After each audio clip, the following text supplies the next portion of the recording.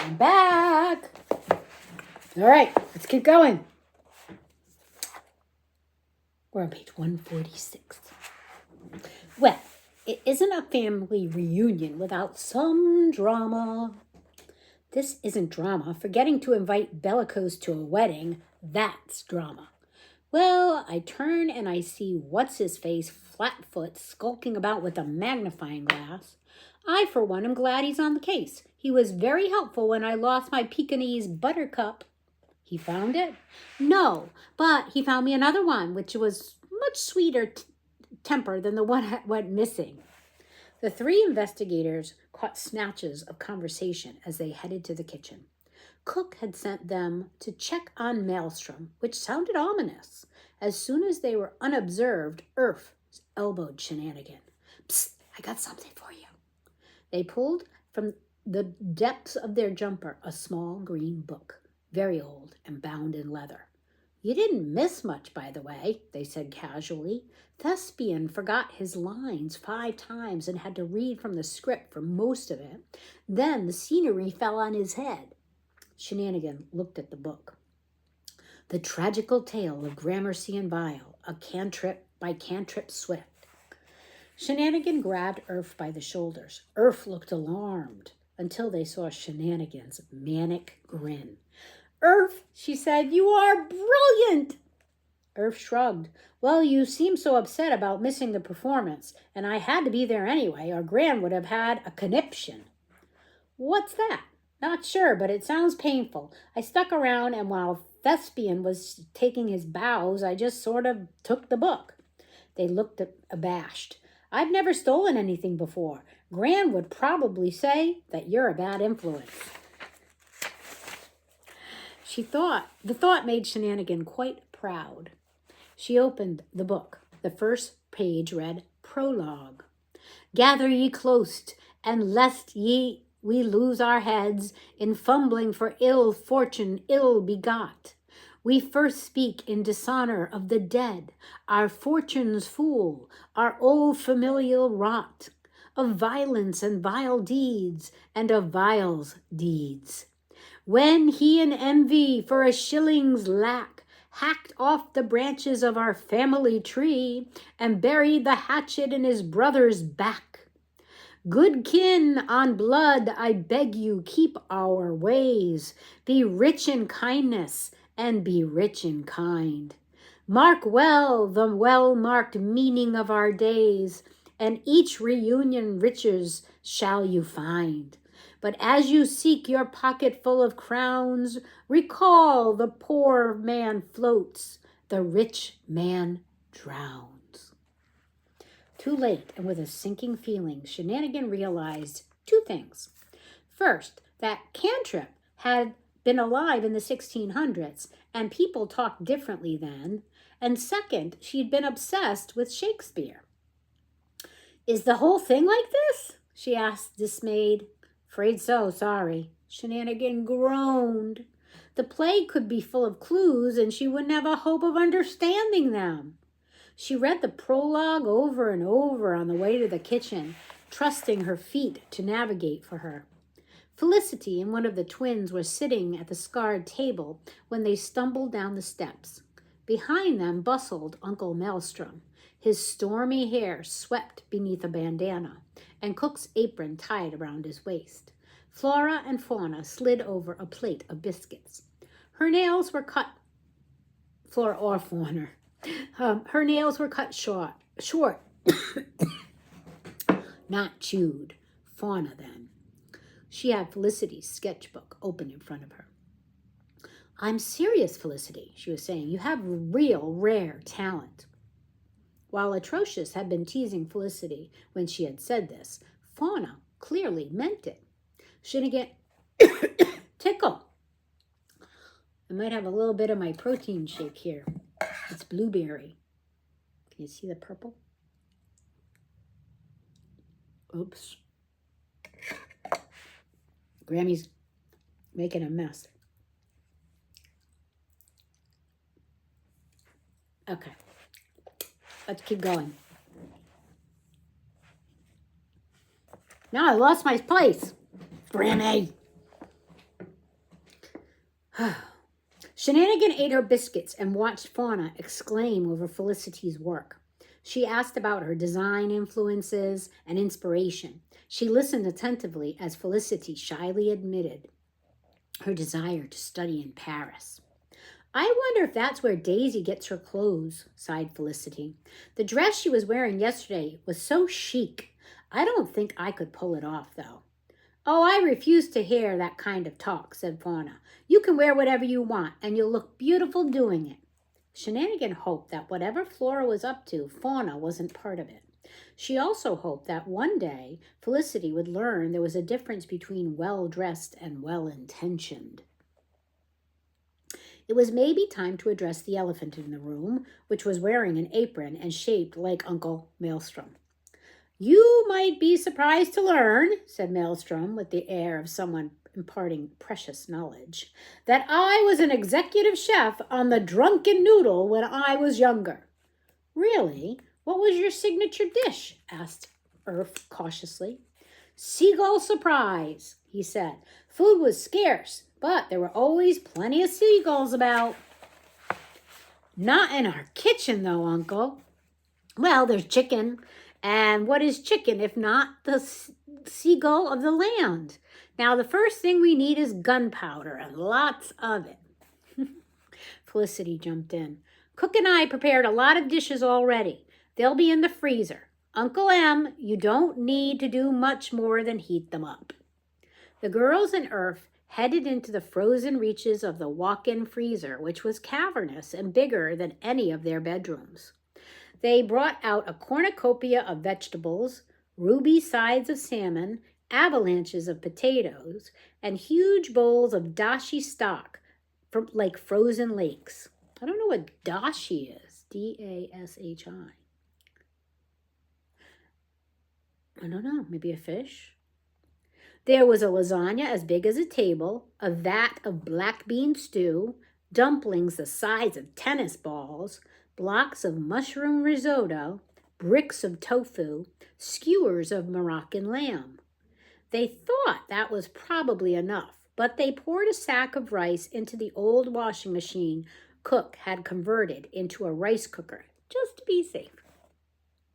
The greedy jaws of 3 ovens opened wide, or gaped wide, and into them Maelstrom thrust each dish, like an engineer shoveling coal into a steam engine. When everything was ticking over nicely, and everyone but Phenomenon had gone upstairs to change, Uncle Maelstrom prodded Shenanigan gently in the shoulder. A word? They left Phenomenon reading a cookbook at the table. Maelstrom beckoned Shenanigan into the freezer and shut the door. He tried to lean casually against the wall and almost slipped on the ice. Shenanigan, he said seriously, do you remember our sailor's promise? She nodded. I need to know, have you told anyone about your map? No, cried Shenanigan, indignant. Promises were hard to wrangle from her, but the ones she made she kept. Why? No reason, said Maelstrom, clearly relieved. An idle wonder. Everyone assumed Shenanigan lied a lot. That was unfair, because in fact, Shenanigan never lied. Since she could spot lies so easily in other people, she reasoned it was better to avoid discovery by always telling a version of the truth, or by saying nothing at all. Maelstrom clearly had never learned this trick because his lie was curled up comfortably in the corner of his mouth, making it twitch. Uncle, what's going on? Uncle Maelstrom struggled. Nothing. Well, something. Some people here are untrustworthy, that's all. Which people? Just some of them, said Maelstrom. Could I see the map for a moment? Shenanigan could feel the folded paper in the pocket of her trousers. Ordinarily, she would have handed it over without a second thought. But there was that lie again, making her uncle's familiar face feel strange and wrong. She wasn't sure what to do. She was saved from decision-making by the smell of burning. Oh, no, they both said at once. Maelstrom ran for the freezer door, but there wasn't a handle on the inside, as food usually doesn't try to escape. He pounded hard on the metal. Phenomenon! He yelled, Phenomenon! But Phenomena, engrossed in her book, did not hear. Maelstrom and Shenanigan hammered for several minutes, and all the while the burning smell leaked through the vent, growing stronger. Ice crystals began to form in Maelstrom's beard. Eventually, Phenomena opened the door, cookbook held loosely in her hand. "Why are you in the freezer?" Uncle Maelstrom and Shenanigan pushed past her into the kitchen. The smell was overpowering. They opened the doors of the 3 ovens, and smoke belched forth in an acrid cloud. Phenomena stood bemused in the center of the room as Maelstrom pulled out tray after tray, but they were too late. Every piece of food was blackened to a crisp. "I'm sorry, Uncle," Phenomenon said miserably. "I didn't realize." "It's not your fault, Phenomena," said Maelstrom. "You couldn't smell anything wrong." The 3 of them stared at the ruined food cooling slowly on the kitchen table. "Well, what do we do now?" asked Shenanigan. "Well, I don't know," said Maelstrom. "To tell you the truth, I'm not sure how to cook anything that isn't seagull." "Well," said Phenomena hesitantly, "this book says that cooking is just applied chemistry. Maybe I can muddle through." "We don't have many ingredients left," warned Maelstrom. "Then we'll make soup. Soup should be easy, surely." Phenomenon began rifling through the spice rack, which took up one whole wall.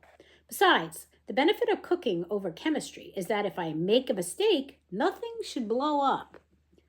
"Just try not to make cyanide," said Shenanigan. That's a kind of poison. Chapter 16, After Dinner Hints. I think that's a play on the phrase after dinner mints, but it's hints instead. Because at restaurants, sometimes they have mints going out the door to give you a mint after dinner to clean your palate. Maelstrom disappeared to his room and came back hauling a huge tin bathtub. They scrubbed down. Here it is. That's an old-fashioned kind of tin bathtub. They scrubbed down, filled with water, and heaved onto the massive hob to boil. They threw in everything they could find that hadn't been cooked by Cook or burned by Maelstrom, and soon they had a thick, dark, spicy broth, the color and consistency of gravy. It bubbled lazily, so thick that it sucked at the ladle as Shenanigan stirred. Into this concoction, Phenomenon dropped the uncooked dumplings, which swelled to the size of footballs, until the soup resembled a swamp, the dumplings floating like stepping stones. I'm not sure I would enjoy that. Uncle Maelstrom lashed 2 mops together with a tablecloth as a makeshift stretcher. They heaved the bathtub of hot soup on top and began the long trek to the dining room, carrying the stretcher as gingerly as they carried Aunt Schadenfreude's empty coffin so many times before. Shenanigan had slept through last night's meal and was startled at the spectacle of the dining table fully laid. Usually it was just their little family with a small f, clustered at one end around a tattered yellow tablecloth. Now the table was blanketed in a cloth as white as fondant icing, with gleaming silverware and crystal and the occasional candelabra, though Aunt Schadenfreude's high back seat at the head of the table, was empty. With all that finery, it would be natural to assume the Swifts had excellent table manners. In fact, it was a mad scramble to the tub. Elbows and cutlery were employed often and savagely.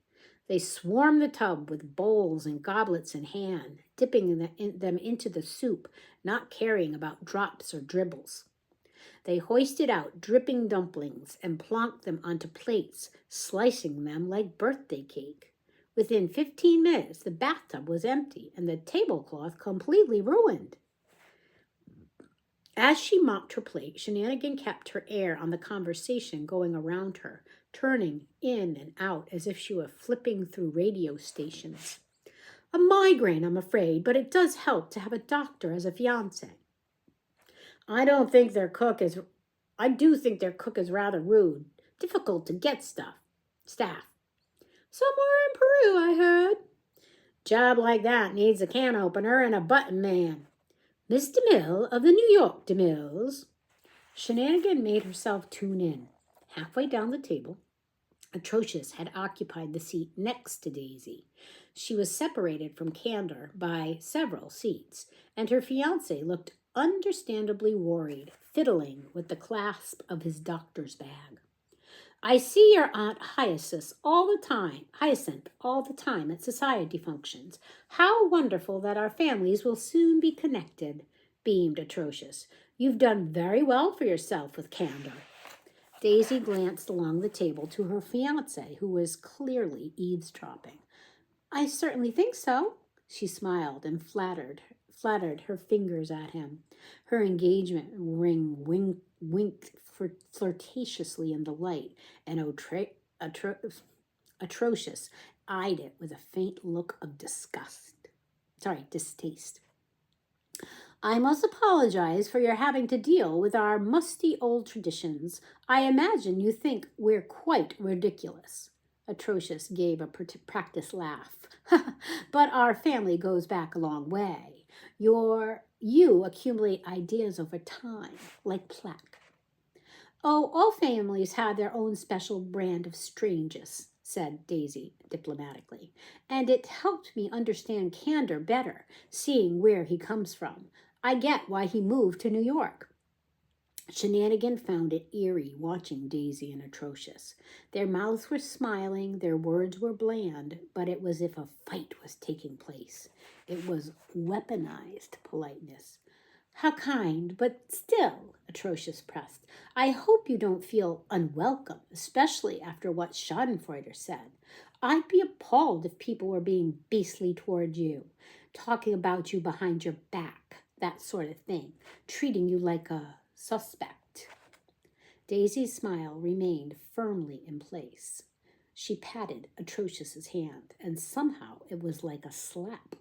That's very kind of you, she said, but I can handle myself around a bunch of stuck-up, self-absorbed, high society types, if I encounter any. Atrocious's dark gaze was assessing. The corner of her mouth twitched upward. Candor misjudged you, she said softly, soft enough that only Daisy could hear, and only an amateur lip reader like Shenanigan could interpret. Children! A shadow fell across Earth's plate. Shenanigan blinked as Aunt Inheritance did her best to loom. I hear you've been investigating Aunt Schadenfreude's incident, despite my explicit instructions. Their aunt looked worse than before, worn thin and shabby from the day's wrangling of her relatives. While I know that would hardly stop you, she eyed Shenanigan, I would have thought the rest of you might be more sensible. Phenomena, you're older and better named. You must know that you're not qualified. Gumshoe means detective. He's the most logical choice to sort this all out. Phenomenon took a long sip of her solution and did not deign to answer. Shenanigan didn't see the point in being tactful. Why weren't you at dinner the night of the murder, Aunt Inheritance? She asked as innocently as possible. Where were you? Aunt Inheritance's mouth dropped open. How? Well, that's none of your concern, she snapped. I'm the archivist. I'm trying to run this reunion and conduct my own research, and now someone has stolen the tragical tale of Gramercy and Bile right out from under Thespian's nose. It was a first edition. I don't have time for your mischief. Shenanigan felt Earth shrink into their jumper and gave them a friendly pinch. It was important not to admit to anything unless there was proof. And you, dear, Inheritance's voice softened when she turned to Earth. I hope you're not involved in this. It's too dangerous. You're my only grandchild, and if anything should happen to you... Earth looked down at the tablecloth. Let's see. Let's finish. We'll go a little bit longer and finish this chapter. I can't watch out for you on top of everything else, Inheritance sighed. So once again, as archivist, I'm ordering you all to stop poking around before there are consequences. And do put on your name badge, she added to Earth. People won't know who you are otherwise. Earth made a show of digging in their pockets, but stopped as soon as Inheritance left the table. She's just being overprotective, they muttered. The coffee cups were brought out, used and cleared away. People drifted off or loosened their belts and lay back, picking their teeth. Shenanigan opened the tragical tale of Gramercy and Vile under the table and tried to figure out whether Fortune's fools referred to the treasure or just bad luck. Then there came a scream. It was as if someone had thrown a stone into a pool. For a second, there was a silence, a dip as the scream dropped through everyone's conversation, and then all the voices rushed back into place, crashing over one another as the Swifts scraped back their chairs and ran toward the noise. Shenanigan was quick, but not quick enough. A dozen people were out of the door before she thought to leap up onto the table and sprint. The screaming didn't stop, and they were all pulled towards it, down the hall, past the morning room, to the double doors of the library, which now stood wide open and clogged with people. Shenanigan dropped to her knees and crawled toward the entrance, poking a few ankles with her fork to get them to move. Renee Swift, née Carter, was slumped and sobbing just inside the doorway. Fauna had reached her first and was patting her hair and making soothing noises.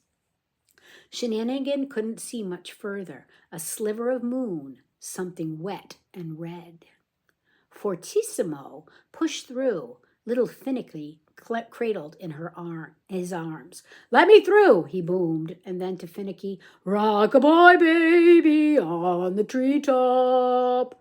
That's my wife!" Fortissimo knelt at Renee's side, shielding the baby's face from the library's interior. "Where the wind blows, the cradle will—" "Darling, it's all right, I'm here." "Rock, when the bough breaks, the cradle will—" "Don't look!"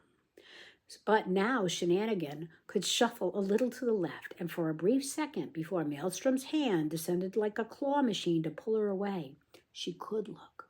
She could look right into the room at the shiny tips of Gumshoe's shoes, the sprawl of his trench coat against the carpet, at his hand loosely holding a book, and the white marble bust of Grand Uncle Vile, stained with red, now that occupied the spot where his head used to be.